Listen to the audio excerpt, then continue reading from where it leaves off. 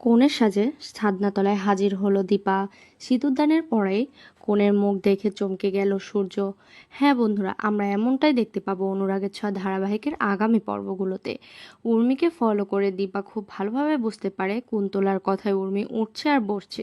কুন্তলা যা বলছে উর্মি সেটাই শুনছে, এবং উর্মি যে কতটা ভয়ঙ্কর নোংরা চরিত্র সাজাচ্ছে সেটা দীপা বুঝতে পারে। তবে দীপা মনে মনে প্ল্যান সাজিয়ে ফেলে, যা করতে হবে তা বিয়ের আসরেই করতে হবে। ডাক্তারবাবুর হাতে সিঁদুর অন্য কারো সিঁথিতে নয়, আমার সিঁথিতে উঠবে। আর যে করেই হোক না কেন সেটা আমাকে করতে হবে। ডাক্তারবাবুকে রক্ষা করতে হবে। আমি আমার স্বামীকে কোনোভাবে বিপদে পড়তে দেব না। ওনাকে আমি ঠিক রক্ষা করব, আর ওনার স্ত্রী হয়ে রক্ষা করব। শুরু হয়ে যায় সেনগুপ্ত বাড়ির বিয়ের আয়োজন। এদিকে কনের সাজে সাজানো হচ্ছে চারুকে। অন্যদিকে দীপার নিজেই কনের সাজে সাজে। তবে চারুকে সাজানোর পর যখন লোকজন বেরিয়ে যায়, চারু একলা থাকে, ঠিক সেই সময় ঘরের মধ্যে ঢুকে আসে রূপা আর অবিনাশ।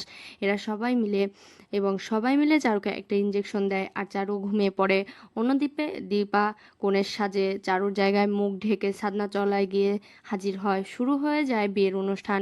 শুভ দৃষ্টির সময় যখন দীপাকে পান পাতা সরানোর কথা বলা হয়, ঘুমটা সরানোর কথা বলা হয়, তখন রূপা সবাইকে বলে, চারু আন্টি আমাকে বলেছে মুখের ঘুমটাটা না সরাতে, কারণ এটা তাদের নিয়ম, আর এই নিয়মের বাইরে সে কোনো কিছু করতে পারবে না।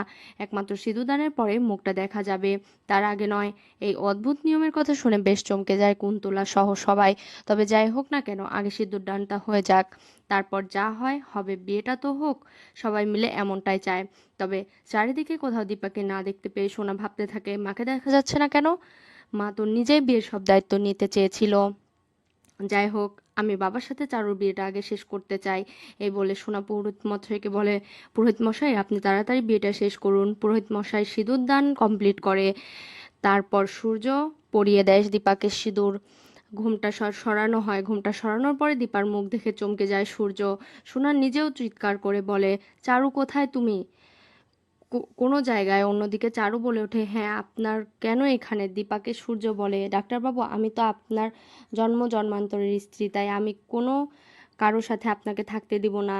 যে পাল্টা চাল দিয়েছে তা বুঝতে পারে কুন্তলা, রুডি সবাই, এবং দীপাকে নিজের বুদ্ধিতেই নিজে প্ল্যানিং করে আবারও সূর্যর সাথে সাত পাকে বাঁধা পড়ে। তো বন্ধুরা, তোমরা এটাই তো চাও যেন সিঁদুরদানের পরে কনের মুখ দেখে চমকে যায় সবাই?